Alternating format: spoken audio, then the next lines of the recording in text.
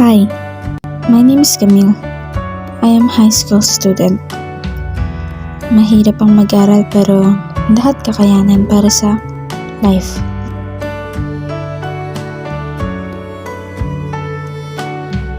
I have a circle of friends.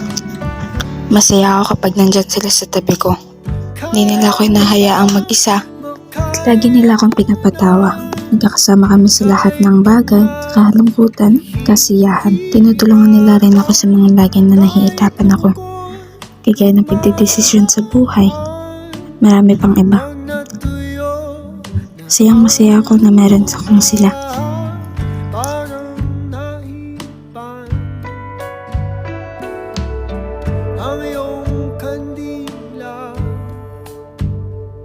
And this is my nanay Sharon. Siya ang nanay ko. Mag-isa niya akong pinalaki kaya naman mahal na mahal ko siya. Pero lahat ng kasiyahan ay alaala na lang na uwi sa kalungkutan ng lahat. Di na mababalikan ng tunay na saya nang dahil sa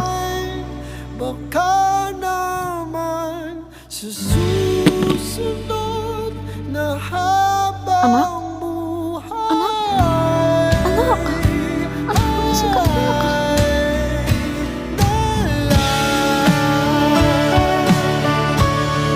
Ano pong nangyayari sa anak ko? Hard to say, ma'am, but she has a cancer. Is there any chance to save her?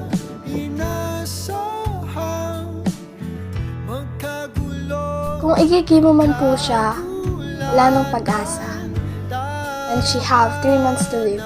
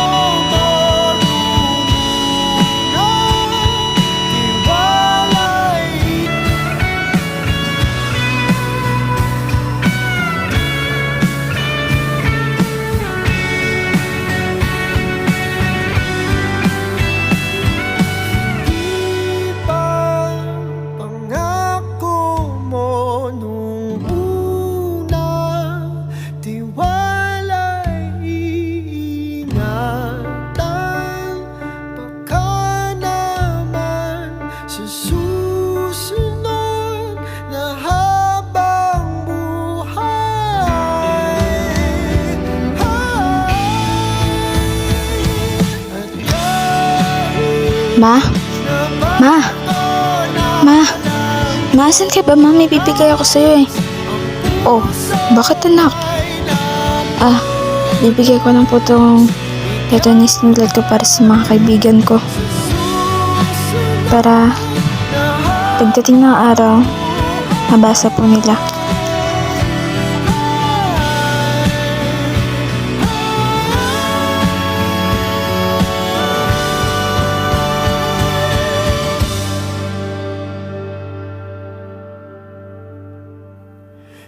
Dear Lian, Nika, and Mark, masaya ako sa mga araw, oras na nagkakasama tayo. Kakasiyahan, nagwakantahan. Na-appreciate ko lahat ng mga bagay na ginawa niyo sa akin.